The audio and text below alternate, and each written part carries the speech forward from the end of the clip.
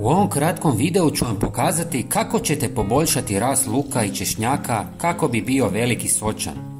Drveni pepeo je izuzetno koristan za luk i češnjak jer sadrži važne minerale poput kalija, kalcija i fosfora, koji su ključni za zdrav rast ovih biljaka.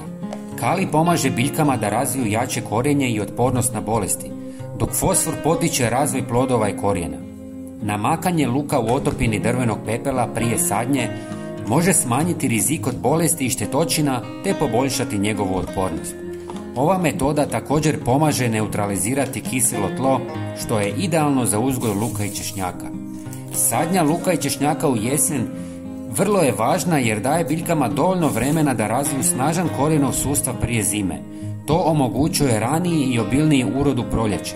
Jesenja sadnja također pomaže biljkama da izbjegnu proljetne bolesti i štetočine, jer su temperature niže i tlo je vlažnije, što pruža savršene uvjete za rast. Namočite malo luka u drveni pepeo, ostavite 2 sata, izvadite ga i posadite. Pozdrav!